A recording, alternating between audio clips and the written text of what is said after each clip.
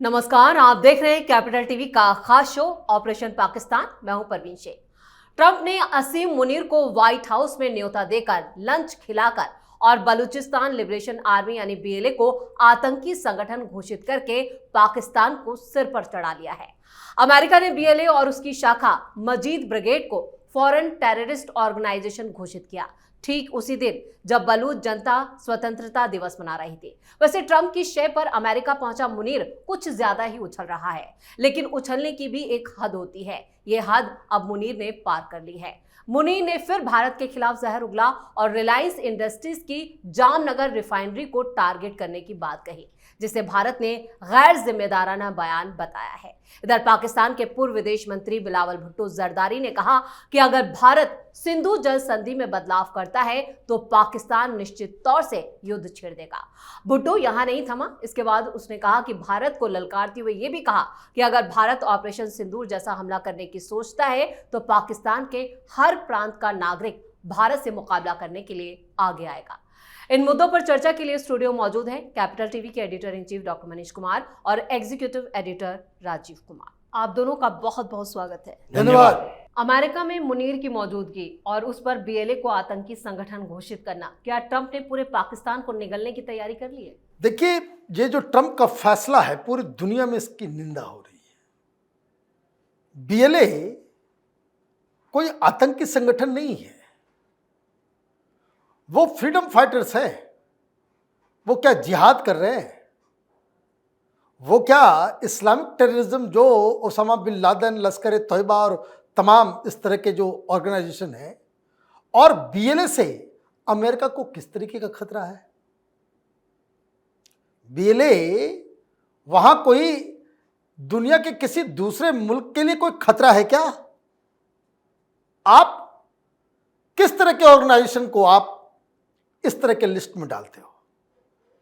पहली चीज ये कि वो कोई टेररिज्म कर रहा हो। टेररिज्म क्या है? टेररिज्म जो है वो इस तरह की आइडियोलॉजी, तो आपको ना खतरा है। ये तो अपने अधिकार के लिए लड़ रहे हैं, क्योंकि 40,000 बलूचियों को इस ओसामा बिन लादेन का खलेरा भाई जो है मुनीर ने गायब कर दिया है। दुनिया भर के रिपोर्ट्स अभी पिछले 15 दिनों में आए, जिसमें यह कहा गया कि भाई ह्यूमन राइट्स की अवहेलना हो रही है। वहां आप बलूचिस्तान में डेवलपमेंट करने के लिए, महिलाओं को सशक्तिकरण करने के लिए आप पैसे भी दे रहे हो, और जिन लोगों को आप पैसे दे रहे हो उसको आप बता रहे हो कि ये टेररिस्ट भी है। ये तो बिल्कुल वैसे भी डोनाल्ड ट्रंप से सेंसिबल चीजें एक्सपेक्ट करना ही बेवकूफ़ी है। अब इसका दूसरा पहलू आप देख लीजिए। भाई आपने डिक्लेयर कर दिया, आप क्या करेंगे? आकर के अटैक करेंगे? क्या करेंगे आप? जिस तरह से ओसामा बिन लादेन को मारा पाकिस्तान के अंदर, जो आर्मी के सानिध्य में रुका हुआ था, क्या बीएलए के ऊपर कोई अमेरिका कार्रवाई करेगी? स्वागत है, आप आइए। अमेरिका को पाकिस्तान के अंदर घुस करके वो लड़ना चाहिए।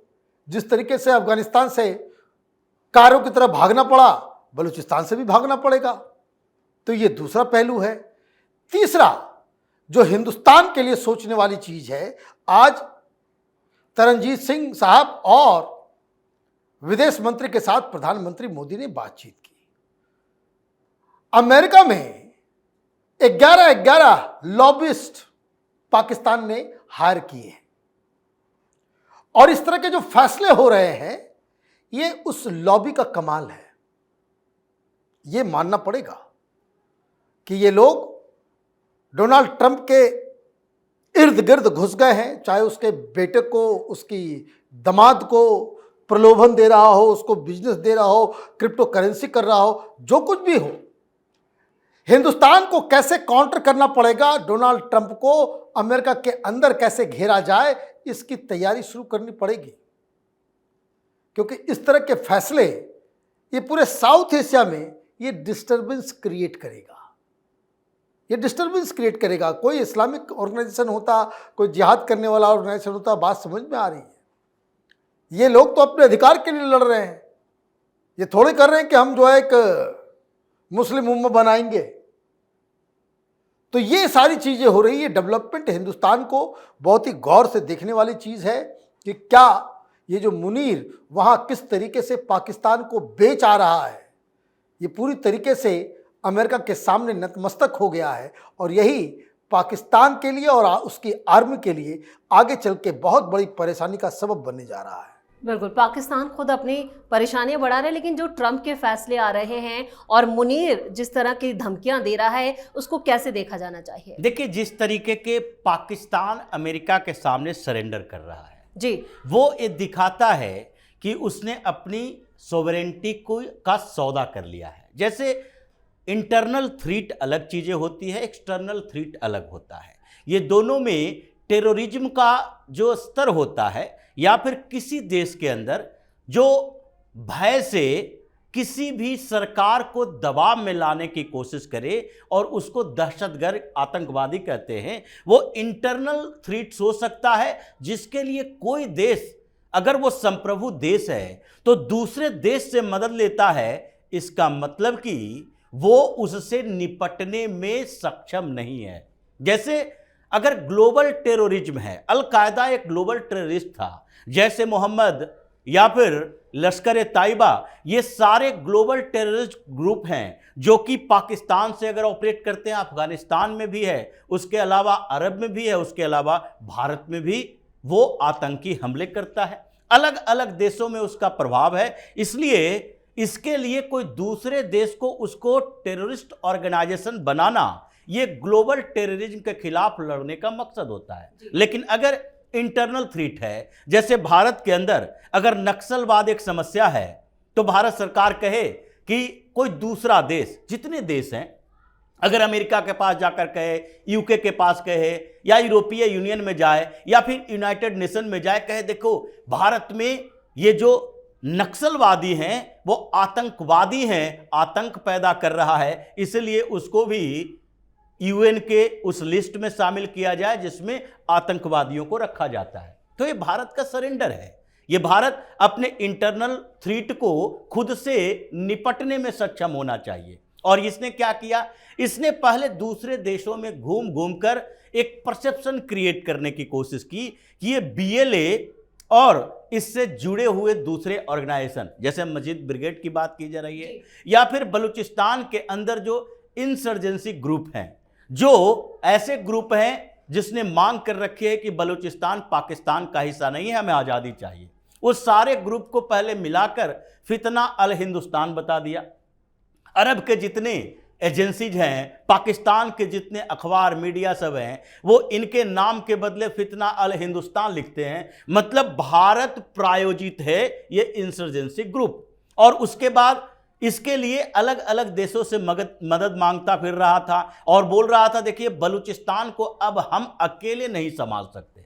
अब जब इधर से घूमता हुआ वो अमेरिका गया तो अमेरिका में लॉबिंग करने लगा कि नहीं, बीएलए अब टेररिस्ट ऑर्गेनाइजेशन घोषित हो जाना चाहिए, मस्जिद ब्रिगेड टेररिस्ट ऑर्गेनाइजेशन आपके देश में घोषित हो जाना चाहिए। उससे क्या फर्क पड़ा? उससे फर्क यही पड़ा कि ये जो पाकिस्तान की सोवरेंटी है उसका सौदा अमेरिका में जाके किया कि हमारे अंदर एक ऐसा ऑर्गेनाइजेशन है। बीएलए की बात अगर करें तो क्या बीएलए ने कभी अफगानिस्तान में जाकर कोई धमाका किया? पाकिस्तान में दूसरे हिस्सों में भी धमाका किया? कभी ये देखा गया कि बीएलए ने पंजाब में जाकर बहुत सारा धमाका कर रखा है?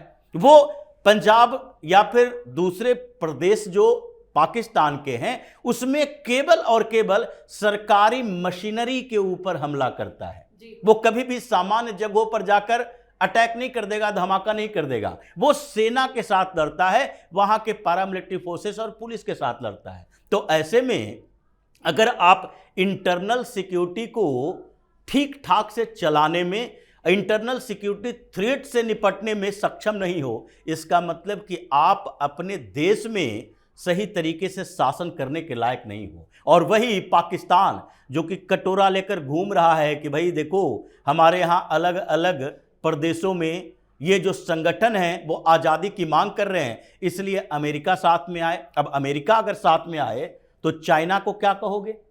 चाइना फिर कहेगा कि बलूचिस्तान में तो सबसे ज़्यादा इन्वेस्टमेंट मेरा है और तुम अमेरिका से जाकर मदद ले रहे हो, अमेरिका में इन संगठनों को आतंकी संगठन घोषित करवा रहे हो और अमेरिका इसी के आधार पर कि हमारे लिए आतंकी संगठन है, चलो हम एक प्लाटून भेज देते हैं बलूचिस्तान में जो बीएलए के खिलाफ लड़ेगा। तो फिर चीन क्या करेगा?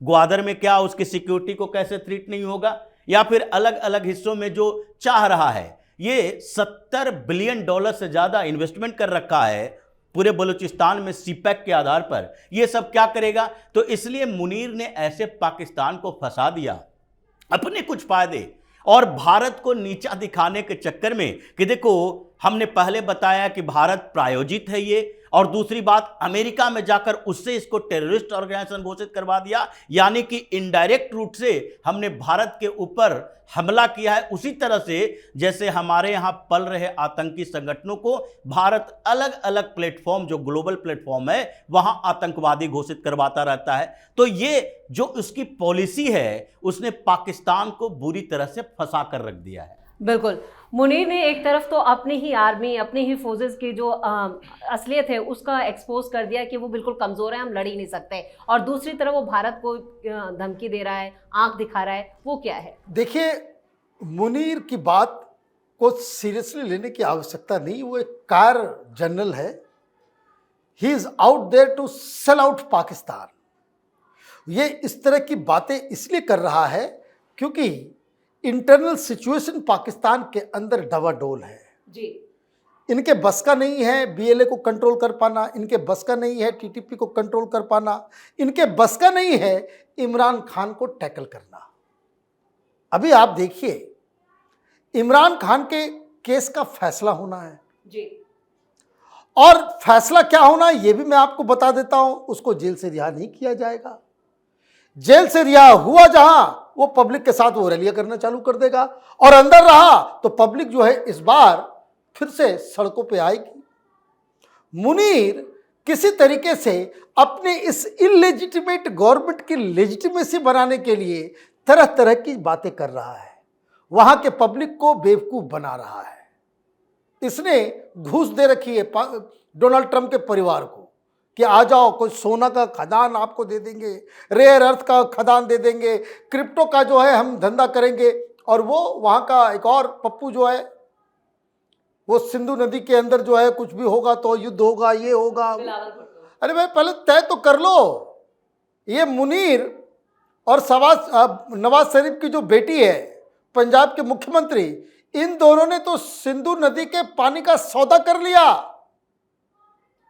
तुम्हारे पास पानी पहुंचेगा भी नहीं, लड़ना जहां है वहां लड़ो। आप जो है इंडिया के पीछे पड़े हुए हो। वो मुनीर भी कह रहा था कल कि भाई अगर आपने बांध बना लिया बांध नहीं बनाया है, सुरंग बनाया है, पता ही नहीं चलेगा।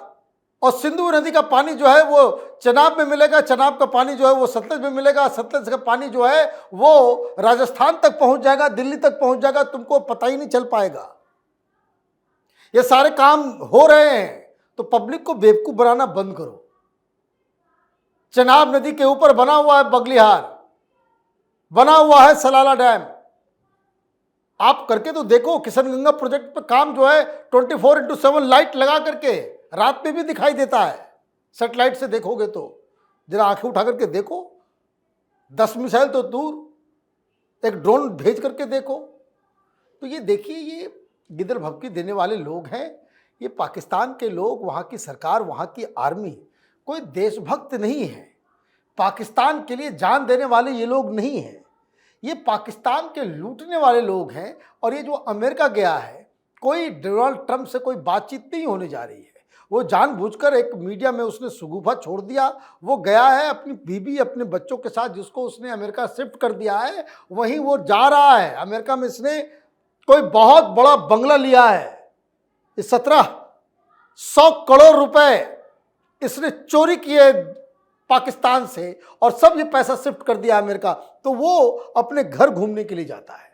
बिल्कुल। और इधर बिलावल भुट्टो जो पहले भी कई ऐसे बयान दे चुके हैं जिनकी खूब उनकी फजीयत हुई है, अब फिर वो भारत को ललकार रहे हैं और उधर मुनीर धमका रहा है, तो ये सब है क्या? ये सिर्फ उकसाने की राजनीति कर रहे हैं? देखिए, बिलावल भुट्टो तो कंफ्यूज कैरेक्टर है, उसी तरह जैसे राहुल गांधी कंफ्यूज है। वो बोलता है जो इंडस वाटर ट्रीटी पर अगर भारत सरकार राजी नहीं होती है, सिंधु जल समझौता नहीं करती है, अगर बांध बनाती है, तो ऐसे में हम अटैक कर देंगे, क्योंकि ये हमारे सिविलाइजेशन का मामला है। कौन सी संस्कृति, कौन सी विरासत, कौन से सभ्यता की बात कर रहे हो? सिंधु घाटी की सभ्यता का अवशेष भी तुम्हारे पास है। दुनिया में जितने जगह इस्लामिक सोसाइटी पैदा हुआ, इस्लामिक कंट्री जितने हैं, उस जगहों पर क्या पुरानी सभ्यताओं को बरकरार रखा गया? अफगानिस्तान में है, उसकी सभ्यताएं बची हुई है। बानियान में बुद्ध की प्रतिमाओं को ध्वस्त कर दिया तालिबानियों ने।